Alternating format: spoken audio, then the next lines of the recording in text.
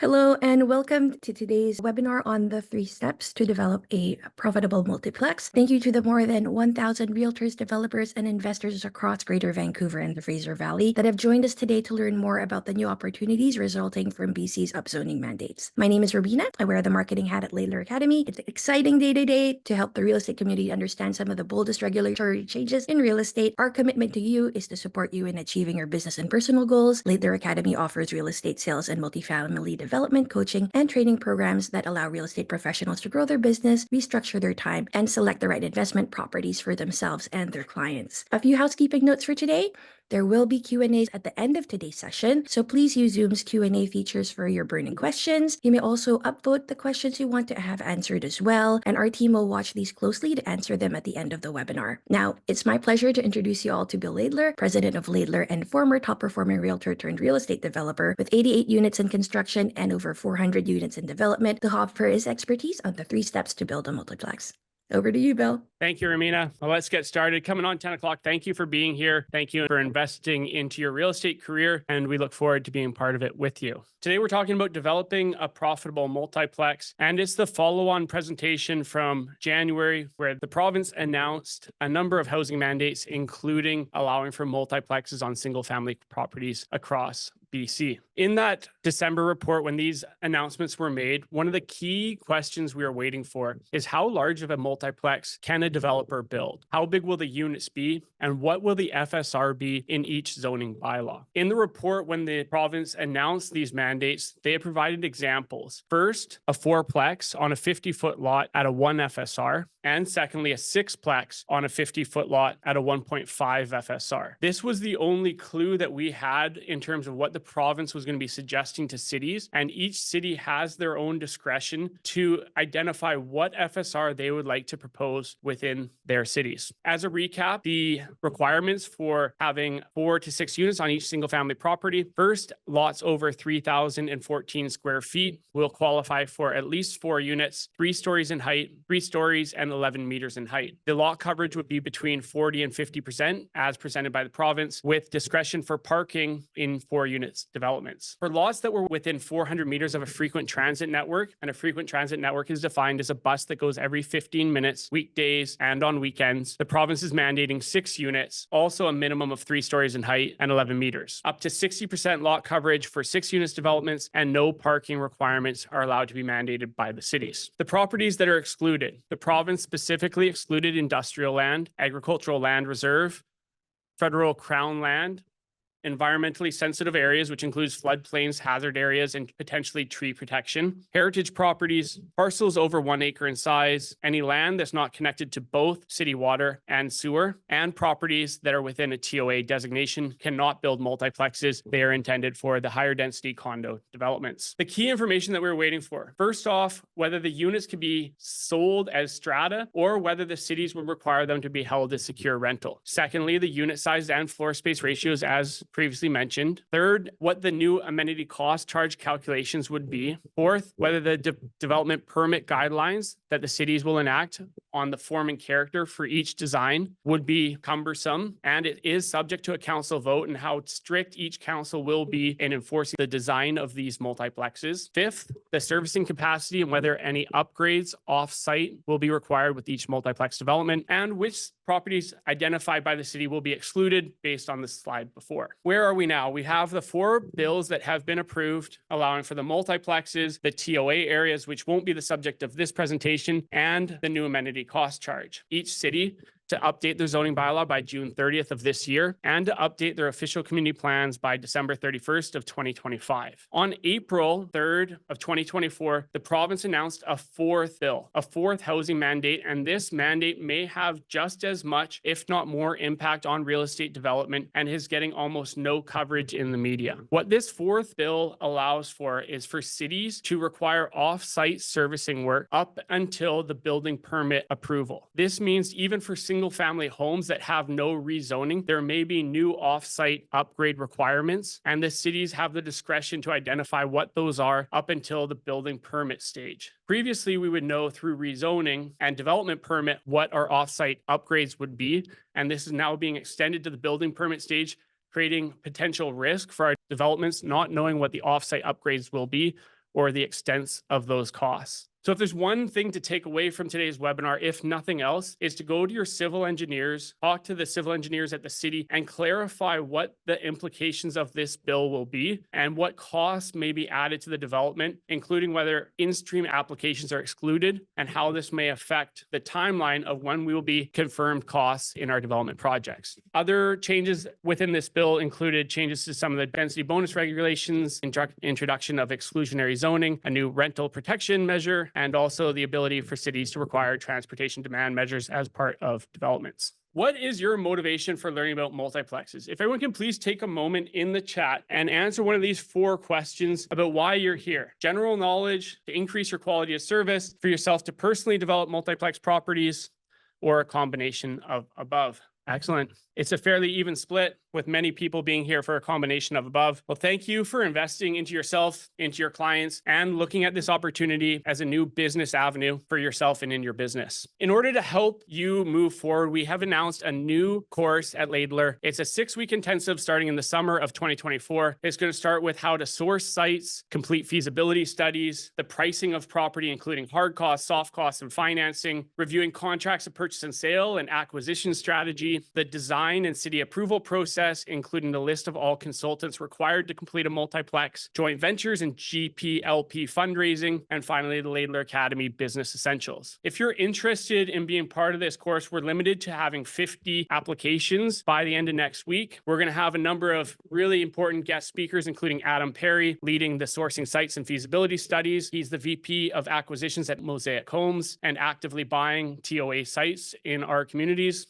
Gary Pooney, president of Pooney Group, will be leading city approval strategy and will be walking us through the Oak Ridge Mall case study. And finally, James Livingston, he'll be leading the joint venture and GP/LP fundraising.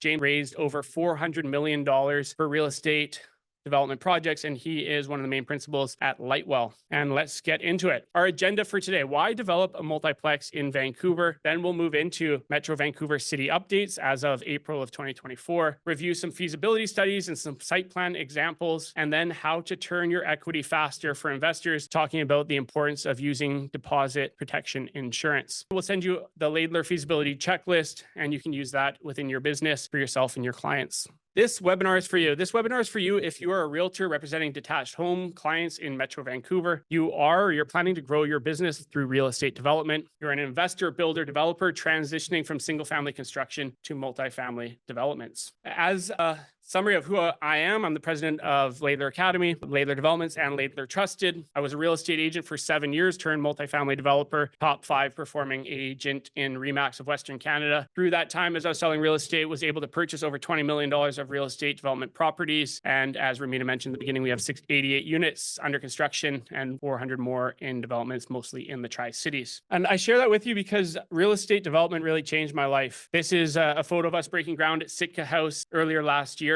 And I was a real estate agent that was working weekends, on call 24/7, and really looking for a way that I could reclaim my time. And as much fun as it was selling real estate development was really that next step forward for me to be able to move into a place where I could achieve my goals outside of being the sole proprietor and the sole rainmaker in my business. The first step was really knowledge. What allowed me to move from a real estate agent to a real estate developer was learning about the official community plans and zoning bylaws. I was fortunate enough to knock on the mayor of Port Moody's house, Mike Clay, and have a number of clients that were in the construction and development industry that mentored me and helped me understand real estate development. What the catalyst was when this property on James Road, which was one of the first properties of Sick House, came on the market, underpriced. It didn't have any marketing for any of the real estate, the development potential, and I was able to purchase it the first day over listing price and secured my future by holding a development site that I would hold as a rental for 4 years, and then was able to turn into a joint venture partnership and ultimately have the 88 units under construction today. It was the knowledge, knowing what the opportunity was and identifying it quickly as soon as the listing came up onto the market, that helped move me from a real estate agent to a multifamily developer. And that's what we're here to help anyone who wants to invest into that type of knowledge for yourself. We'll show you what we've been able to do and how to identify those opportunities so that you can then reclaim your time for yourself in the future. And this is my purpose, is to be with my family, and real estate development's what's helped me move from that real estate agent on call every day to being able to work Monday to Friday, regular hours. But not all of my projects have been success. We're here to help you avoid the costly mistakes. When I first went into real estate development, I did not understand some of the major pitfalls, and it is a risky business. And I only recommend it to those who are ready to really dive deep, understand development at a deep level, and make great partners and partnerships with people who have more experience than ourselves in the areas that we don't have experience. So why multiplexes? Multiplexes have a lower gross sale price compared to single family homes, a shorter approval process compared to townhouse or condo sites, and no land assemblies are required, allowing us to start a project on our first accepted offer. Let's move into Metro Vancouver city updates. What have we seen from our cities this year? And it's important because although the provincial mandates for multiplexes are set, the implementation will vary by city by city. What to look for in each city as these zoning bylaws get rolled out, some of the key pieces of information that we're looking for. What properties are excluded by the city? Will the city allow the secured rental or strata ownership? What is the total buildable area? Typically defined by floor space ratio, but as we're going to see in Burnaby, there is no floor space ratio in that zoning bylaw, and we'll need to look to lot coverage and setbacks. The number of stories that are going to be allowed and the building height restrictions, what parking requirements are required and where the access to that parking will be, what the development permit guidelines will be, and what offsite servicing upgrades are going to be required for each development, with the major announcement on Bill 16 that we may not know what the offsite servicing requirements are going to be all the way to building permit stage, creating risk in our pro formas. West Vancouver has taken the approach that the definition of a restricted zone by the province does not include properties that allow for single family, secondary suite, and detached secondary suites, which are coach homes. And West Vancouver is submitting to the province that 99% of their properties do not qualify because they do allow for that primary residence, basement suite, and coach house, meaning that in West Vancouver, only 1.6% of properties are being identified by the city and going to be put forward for approval by the province June 30th. North Vancouver has taken a somewhat similar approach, except they're using an exclusion based on creeks and slopes. North Vancouver is submitting that 43% of the properties are excluded due to the environmental hazard. There's another 42% of properties the District of North Vancouver is identifying as having servicing challenges, leading to only 14% of North Vancouver properties being likely developable for multiplex. As you can see here, this is the hazardous lands map, and the district is suggesting that because of creeks, slopes, wildfire, natural hazard development permit areas, all of the orange properties will be excluded. And further, because of the slopes, another 8,500 properties, about 42% of the District of North Vancouver, are going to be additionally challenged for multiplex due to servicing constraints, meaning that approximately 14% of the District of North Vancouver properties are going to qualify for multiplex. Vancouver is expanding their existing multiplex zone that was approved in September of last year to the RT7 and RT9 zones and to the First Shaughnessy District. And we're not expecting any major changes to the current R1-1 zone that is currently in place. As you can see here, the rationale for Vancouver is that the R1, RT1, RT3 to RT11 already enables sufficient housing. The RA1 is excluded because in the ALR,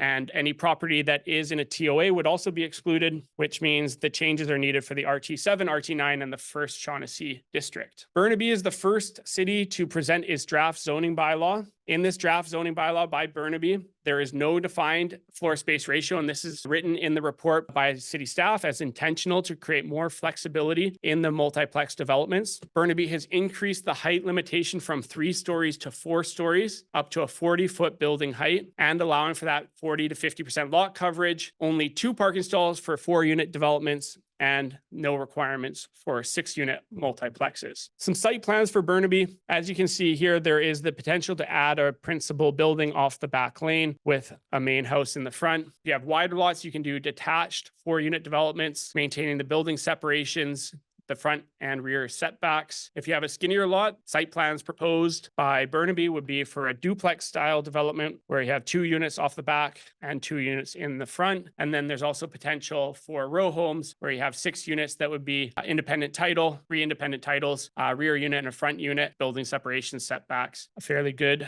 design there for the wider lots. So really what we're going to see is the size of the lot's going to dictate the type of development, and the skinnier, smaller lots are going to be challenged to site the building buildings and to maximize their floor space ratios. When you look at the table using the lot coverage constraints, because there's no FSR identified in the zoning bylaw, we'll look to what the lot coverage constraints are. And for a 3-unit development, the maximum lot coverage is 40%. For a 4-unit development, the maximum lot coverage is 45%. And for the 5 to 6 unit developments, maximum lot coverage is up to 50%. So what does that mean? If we take 5 to 6 units and you have a 4,000 square foot lot at a 50% lot coverage, you can do 2,000 square feet per floor, multiply that by 4 floors, and you'll have an 8,000 square foot building. For a 4-unit development, 7,200 square foot building, and for a 3-unit development, a 6,400 square foot building, allowing the potential max FSR to be between 1.6 and 2 FSR in Burnaby, which is significantly higher than what we expected. Even the best case scenario would be in the provincial policy document, suggesting that 6 plexes would be a 1.5 FSR on a 50-foot lot. And this is mainly because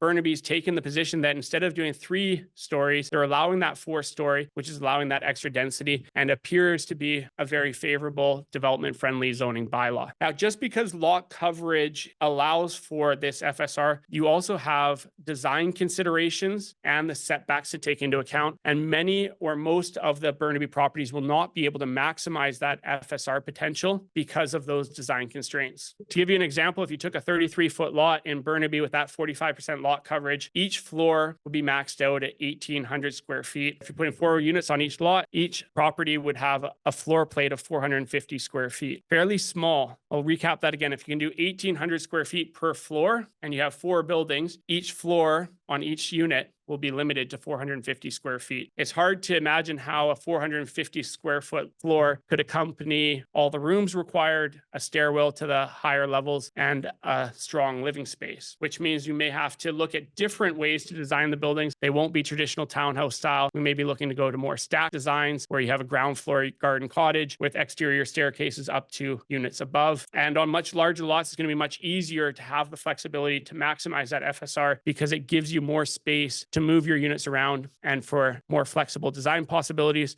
So as you're looking to purchase sites, have a strong relationship with an architect to give you these site plans and prioritize the larger pieces of land over the smaller pieces of land because it provides more flexibility in the design stage. All cities across BC are to pass multiplex zoning bylaws by June 30th. The only way they can not move forward on June 30th is if they provide one of these 3 exemptions. First, if they are in the process of upgrading civil infrastructure. Secondly, if compliance would likely increase a risk to public health and safety or environment of that area. This is the exclusion that the district in North Vancouver is going on, and we'll be submitting that for approval to the province by June 30th. Or third, there's an extraordinary circumstance that exists and would otherwise prevent compliance in relation to that area. For an example, wildfire or a flood event. So at this point, what cities are you considering? We only have Burnaby zoning bylaw to date. Vancouver is going to be keeping their existing multiplex zone. And we're going to see the rest of Metro Vancouver City zoning bylaws be presented for public input, likely in the next 30 days, and will be approved by June 30th. What cities are you considering? Excellent. District in North Vancouver, there's going to be tough. It's going to be tough to find a site. It's going to be tough to find a site in West Vancouver. Burnaby looks like very favorable. Vancouver is favorable. Be interesting to see what happens in Surrey. Tri-Cities are also up for consideration. I see a question on Kamloops. Kamloops has to propose their urban containment boundary as well. Looks good. Part 2, feasibility studies. A note on feasibility studies. There are 370,000 single-family homes in Metro Vancouver, and in 2023, 3,000 of them had new single-family housing starts. If we take the assumption that the majority of these multiplexes are going to be built by the single-family home builders moving over into the multifamily development space, less than 1% of homes were sold to single-family builders last year. Less than 1% of homes were sold to builders. And why I suggest that is we do not expect there to be an overrun of demand on multiplex properties because there's so much choice in the marketplace. If every property is going to be moving towards multiplexes, builders do not have to step all over each other, pushing prices up or buying properties that are not ideal in terms of their shape and features. So when you're looking at multiplex properties, be selective in the sites that you purchase and ensure that they meet all of your requirements. Slow down the buying process to ensure that every property that you purchase has a high likelihood of being profitable profitable for you and your investors if you're taking investors. The three biggest red flags that we see on development properties: first is environmental. If there's any water, deep bog in Vancouver, a floodplain, any naturally significant feature or a tree is the biggest red flag to be careful about proceeding. Secondly is steep slopes, especially if retaining walls need to be over 4 feet. There's caution when you have slope properties, and engineered retaining walls can significantly affect the construction budget of your multiplex. And then finally, irregular shaped lots and lots without back lanes. Due to the parking requirements, if a property does not have a back lane, then be conscious about your resale values and how much you can sell a unit for with no parking stalls and how much that's going to affect the revenue potential of your project. For anyone who's looking to add a feasibility clause to their purchase and sale contracts, you can take a moment and screenshot this clause here now. On or before at least 10 days, ideally having read and received all reports, examinations of the property, the feasibility of developing the property, and the economic viability of a proposed development of the property in a manner desired by the buyer. All such results to be satisfactory to the buyer in sole and absolute discretion. And let's look at a couple multiplex applications by clients in Coquitlam, the exterior renderings of one multiplex here, and specifically want to look at these feasibility studies on the site plan. So what you can see on this property is the red line is the top of bank environmental setback. You have the blue circle as a protected tree. And then you have, because of some of these setbacks, an attempt to claim more buildable space through some irregular shaped rooms and floor plans. Now, this project, it will be a successful project and it will move forward. It is going to be profitable. What I'm warning here is whenever you have creek setbacks or other design restrictions, it has the potential to slow down your project. Especially creeks have both city and provincial approvals. And as we're going to talk about in a few minutes, the speed of application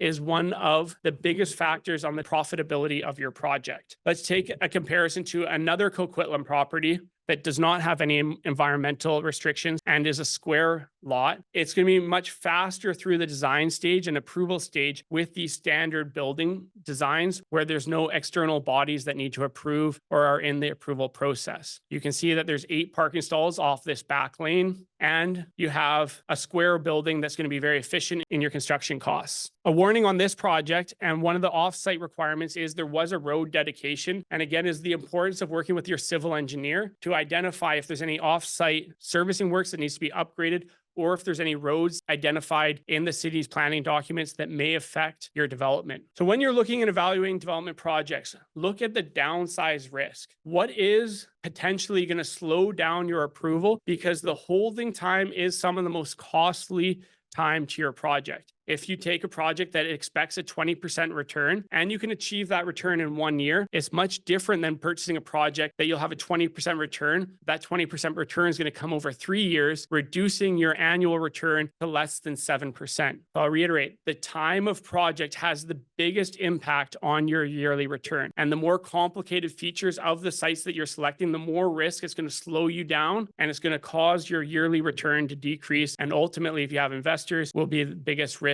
to the profitability of the project. As a free resource, we're going to send you the multiplex property checklist. You will be emailed it. Thank you for attending, and it'll be there for you for anybody who wants to go through this. Part 3, how to turn your equity. The biggest limitation, as I said, to developing in Metro Vancouver is your cost to capital. So what strategies do we have to reduce the equity requirement in these multifamily projects? The faster that you return your money, the happier your investor is. And like we talked about on the feasibility side, the faster your projects turn, the higher return per year you will achieve. One of the best strategies to reduce your equity requirement or repay your investors quickly is to use deposit protection insurance, DPI insurance. And if we take an example that a bank requires a 35% equity for a pre-zoned property, and on development permit approval, you're able to pre-sell the units and collect a 25% deposit, budget for development management fees, and go out and secure deposit protection insurance, you'll be able to make that return to investors prior to your construction starting. I'll give you an example on how that may work in the Tri-City area. If you have a 66 by 132 square foot lot and we're allowing 0.85 FSR, your unit size would be approximately 1,250 square feet each, assuming that you have 6 of those units and your revenue is $1 million per unit, your total revenue on this 6-unit development is $6 million. The land cost to purchase that, if you can find the site at $2 million, which should be more than achievable in the Port Moody Coquitlam area, and your building cost is at $220 per square foot at $1.6 million. Soft costs and city fees of $600,000 and financing and interest expense budget of $400,000. The total cost of this 6-unit development would be $4.6 million, resulting in a profit of $1.4 million. I put a big asterisk here, and I've said it 3 or 4 times today. The biggest risk to multiplex development is what the off-site servicing costs will be and how much the city is going to require the developer to upgrade the sewer lines, water lines, storm drains, hydro, all the off-site work. How much is the city going to put on each small development, and will it stop the development from being able to move forward by having too large of cost? One of our clients in the Vancouver area was stuck with a $2 million storm drain upgrade on their small project, which caused them to have to hold off for 3 years until a bigger developer came in, built out those storm drains that they could then connect into. And offsites have the biggest risk and is where most of the due diligence needs to be when you're selecting a multiplex project. But to go into the DPI insurance, if you have a total cost of a $4.6 million project and the equity requirement is 35%, your total equity required for this project will be $1.6 million. You have a $6 million revenue to pre-sell the units with 25% deposits, and you can collect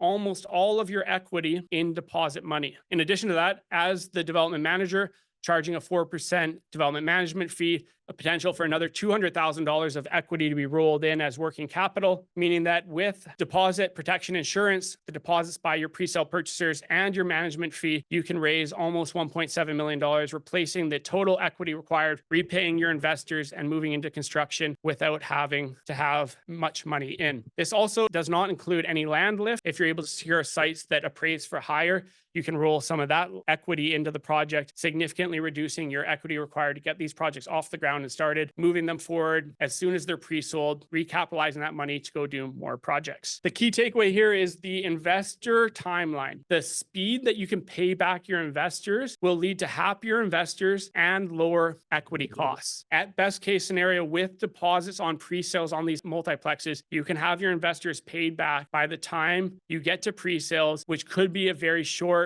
6 months to 1.5 years from land closing to pre-sales, depending on how long of a closing you've negotiated with the seller. If you're looking to raise initial capital to get this started and you need to work through what the limited partnership agreements look like, that's where our multifamily development class will help you. The 6 topics are, again, sourcing sites and feasibility studies, pricing property, hard costs, soft costs and financing, contracts, purchase and sale and acquisition strategy, design, city approval process, and your consultant list, joint ventures, GP, LP fundraising, and finally, the business essentials. Everything to get you from start to finish on a multiplex project. You can use this QR code to submit your name for a meeting to talk about whether you're the right fit, or go to www.laidleracademy.com/multiplex course. Included in this course, we'll have templates for you on the contracts to person sale for land assemblies, the templates and contracts for shareholder agreements, limited partnership equity agreements, all documents I've paid over $30,000 for over the last 7 years in various shapes and forms with a variety of different lawyers. You'll get all those templates for free for signing up on that land assembly course. Please apply today. We're not going to release applications to the public until Monday. So anybody who's registered for this webinar will get first opportunity to be part of that course. It's going to be very limited.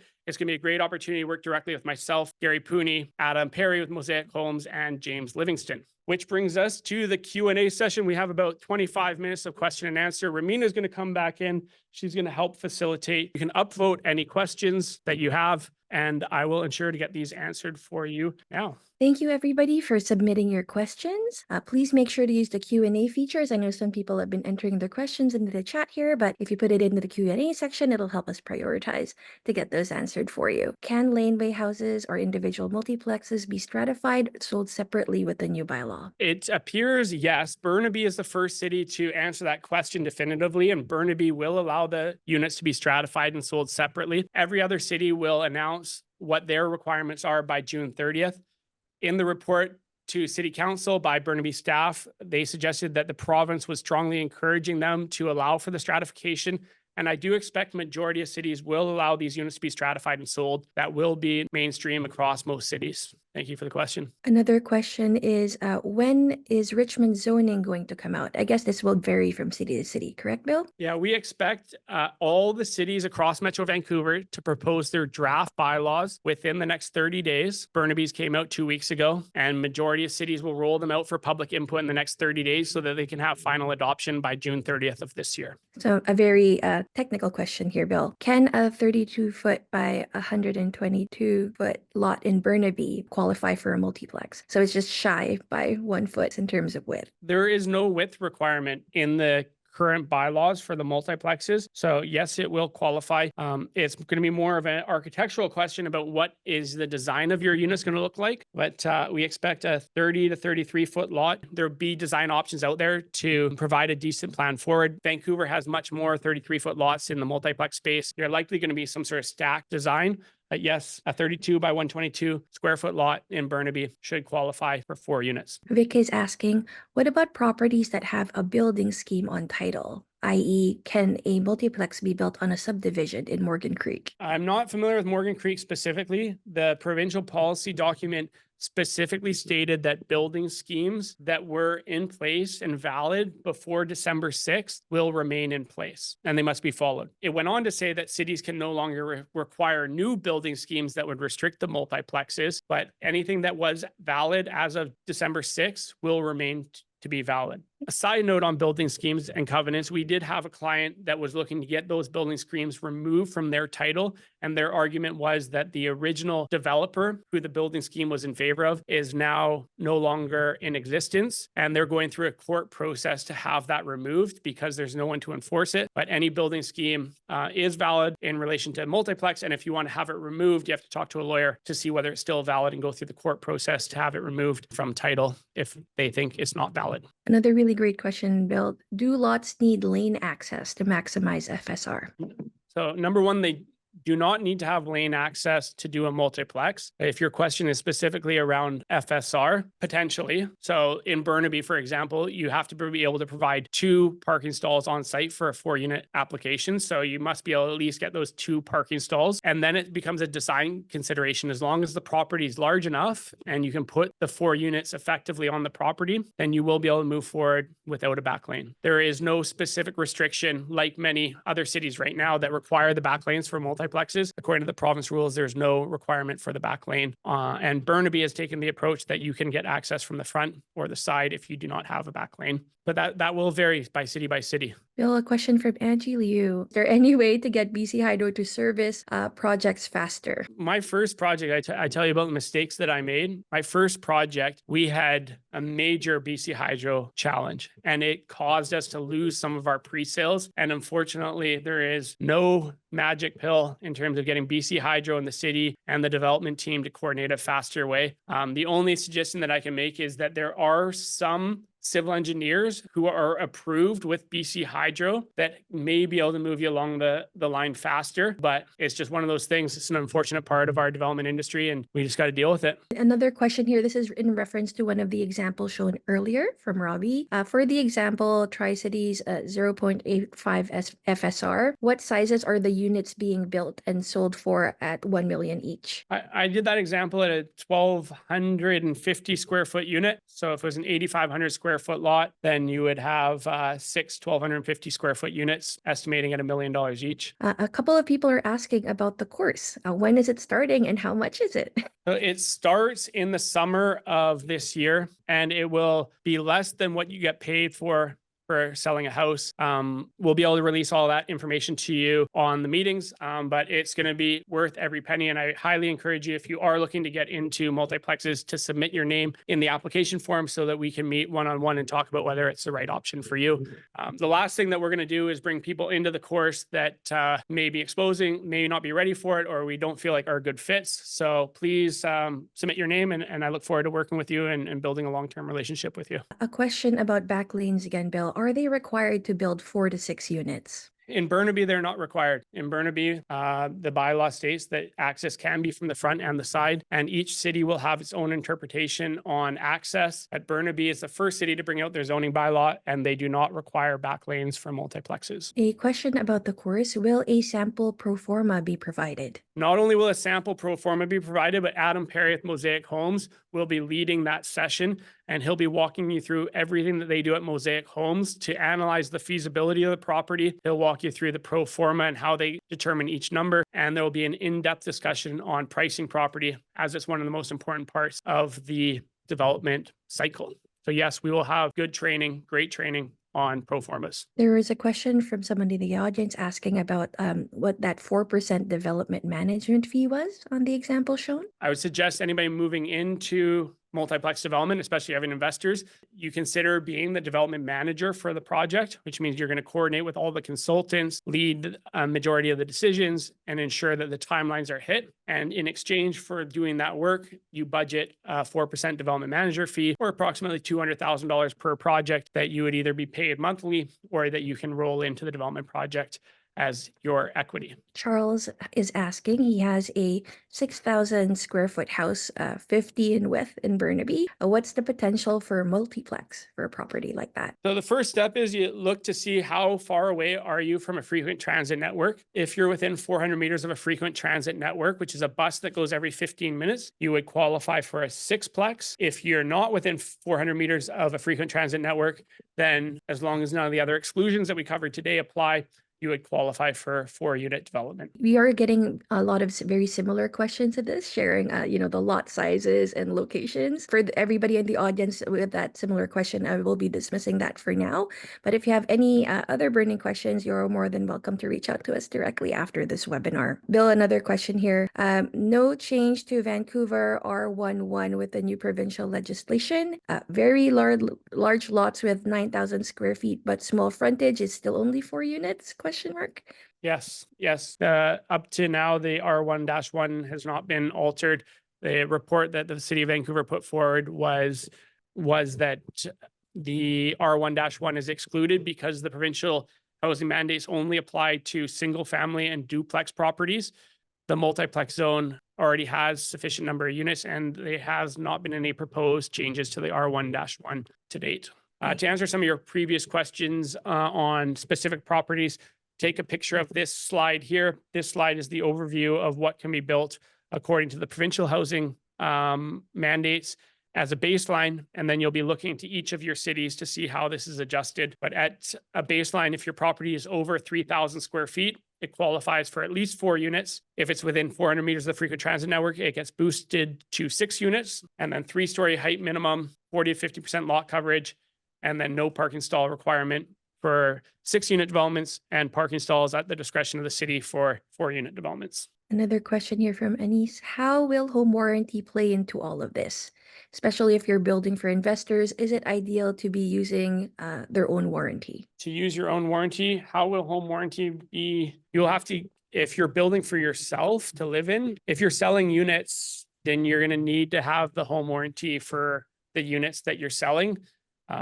That's a good question. I don't know whether if you're retaining 1 unit, whether you could have no home warranty on that 1 unit, but my general advice would be to get home warranty protection if you're looking to sell these units, and it'd likely be a requirement. If you're interested in building front and back duplex with a laneway house in the back, do you recommend applying for a multiplex permit with the City of Vancouver? If you're only looking to take advantage of the 2 units, no. The only reason to make the multiplex application would be if you're looking to potentially put 3 units in that detached unit. But otherwise, if you're staying within the zoning on the single family, you do not have to do a development permit application. Development permit application is an application that goes to City Hall to approve the exterior design of the building. So if you can avoid that by staying with a single family home and coach house and not have to go through the DP process, then I'd recommend that. If you want to add more units to that detached accessory building, 2 or 3 unit rental, then the multiplex would be beneficial because you can either sell them off or hold them as rentals. And then, yes, you would go forward with the multiplex applications. A question here from Paris. If they don't have lane access, is a fourplex unit viable given covered parking requirements? Yes, it can be. It can be. One of the best examples that we have is this development by a client that has a nice wide lot, and it's actually a fairly nice design. Many times with the front access, you have an attached garage, and many home buyers will prefer having the attached garage from the front rather than having a detached garage from the back or a parking pad in the back where they have to carry their groceries through the outside when it's raining. So there's definite design benefits to having those front-loaded attached garages. The challenge is you need the width to be able to provide them. So if you have a skinny 33-foot lot, it's going to be very difficult. But if you have a wide 60, 70, 80 plus foot lot and no back lane, and you can fit these front-loaded garages, that would be a really good differentiator for your project. Bill, do you know if they will allow existing laneway homes in Vancouver to be sold separately? The last that I spoke to the city of Vancouver, the answer was no. There was some complications to it, but it's something that's worth checking into. I don't know definitively.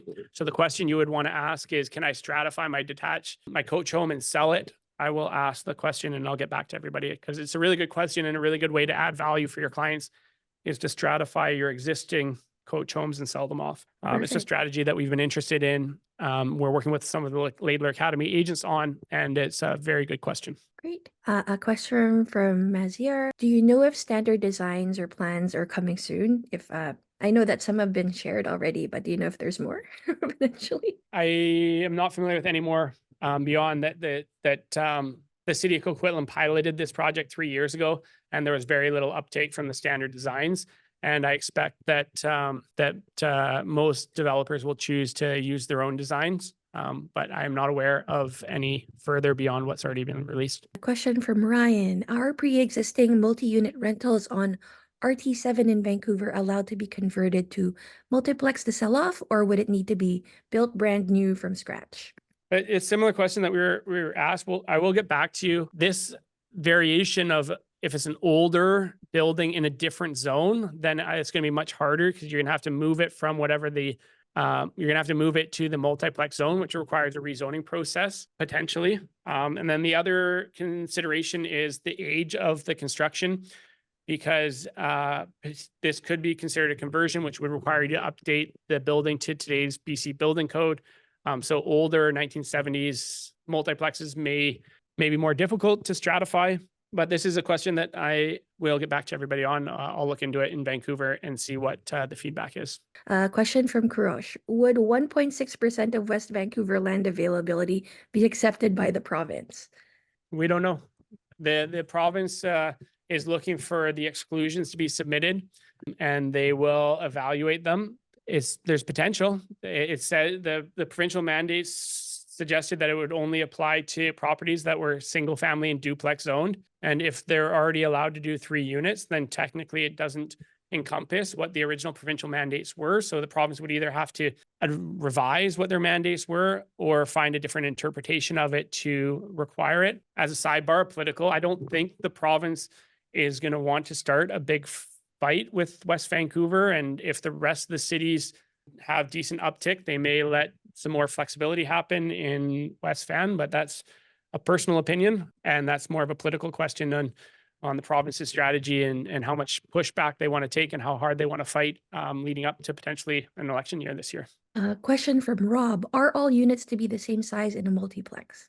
No, you can do a variety of sizes and a variety of designs. Many times, many of the multiplexes that are out there have smaller 1-bedroom garden suites and then larger 3-bedroom townhomes above.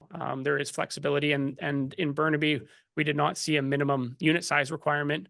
So it seems like there's flexibility there, with the caution that as much flexibility as there is, the process still has to go in front of council. Every multiplex has to be approved by mayor and council at the development permit stage, which does give some flexibility for councils to turn down multiplexes that they don't see as benefiting the community. Those council decisions should be on the exterior form and character of the building, but as we know with city halls, rules are up for interpretation, and each council will interpret how they can implement each rule differently. Just to everybody in the room right now, we are launching another poll here to gauge for interest. So let us know if you'd like us to add you to our priority list for the follow-up on the Multiplex course, and we'll make sure to get back to you after this webinar. Question, Bill, from Kenny. How would you appropriately price a lot with a client? How would I price a lot with a client? So there's two steps to this. Number one is, doesn't matter how much profit there is in a project, we are still in a supply and demand market. So even if there's a 30% profit and we think the profit should only be 20%, so we raise the land value and it's significantly higher than what your neighbors are selling for, the builders won't purchase it because there's other opportunities that are more cost effective. So we can't demand whatever's on the pro forma as listing agents or as homeowners. What we can do is we can look at what has sold in the past in that immediate neighborhood, and more importantly, what's currently active for sale, what the current options are for purchasers, and price ourselves directly in comparison with what else has sold recently or is active on the market, like we traditionally do in our traditional realtor CMAs. For good development sites that have wide frontages or back lanes, you can push the pricing, knowing what the development potential is, but ultimately you still have to look at what other properties are available for sale that buyers could purchase. Where the pro formas in negotiations become more valuable is it does help you when you get lower offers or lowball offers from builders or developers. It gives you a baseline of negotiations to really understand why the developers are offering less, and if there's validity to why they're offering less, or if they're looking to be opportunistic. And that's where really understanding the numbers of where the costs are help you as a real estate agent is in that negotiation stage of the sales process. Bill, a question about the Shaughnessy neighborhood. They have a lot of large lots and lanes. Will this area be permitted for multiplexes? First, Shaughnessy is one of the areas that was identified by the city of Vancouver to be expanding the multiplex zone. So it appears like the answer is yes, according to the report that was put out last month. All right. Could new standardized or pre-approved building designs by BC and federal governments be helpful in building more homes quicker and more profitable? Will standardized homes help be quicker? It should be quicker because one of the slower parts is the building permit approval. And if you already meet the BC building guidelines, then there should be a faster building approval process. Will it result in a lower cost product? Personal opinion here, that we're a city of between 3 and 4 million people here in Vancouver. If we build another 6 million homes, I can see 6 million people from the world coming to Vancouver. There's already major cities with between 10 and 20 million people around the world. And if Vancouver built enough homes, I believe as many homes as we built, people will come to Vancouver. And we're on a world market. And as Vancouver prices drop, will be more desirable on the world market, and will cause more people to either move here from other countries or to migrate here from other provinces. So ultimately, I do not see supply being a major factor in reducing overall cost of housing. It may slow down the growth of housing, slow down how fast housing appreciates, but ultimately we're on a world market, and I believe people want to be in Vancouver, and the prices are going to continue to be strong, regardless of how many homes we build. Bill, a question from Florence here. Would multiplexes work on a lot at a TOA? No. TOA properties are specifically excluded from multiplex, with the purpose being that if they allow for multiplexes within TOAs, it would reduce the likelihood that condo building would be built, which is what they envision for the TOA areas. Another question here. Will PMTs be required for multiplexes? Well, electricity will be required. So whether it be a PMP, will be one of the engineering requirements. We don't have any information beyond what was previously required in the multiplex zones. So that's a better question for the civil engineer. I do not have the answer, and we haven't seen anything that relates to that in any of the updates that have come out so far. Coming on 11 o'clock here, Amina, we got time for one more question. Hey, question from Shannon. How can one know about the changes to the DCC? The ACC, DCC, looking at the council reports is always your best place for information. Some cities have requested extensions. For example, Port Moody does not have to implement the new ACC until the middle of next year. The general consensus in the development community is that the new ACC will not significantly change the development cost charges. What we're going to see is mostly a movement away from bonus density payments to amenity cost charges, which won't have a significant effect on development. Burnaby's was approximately an extra $20,000 per unit compared to before the ACCs. But you'll have to look for each city's zoning bylaws, and they'll be identifying them as they come out. Good question. Thank you for that. We respect everybody's time. Thank you for being here. We appreciate you being engaged on this topic. If there's anything that we can do for you at Laidler, please reach out to us, and I look forward to seeing you all soon. Thank you very much.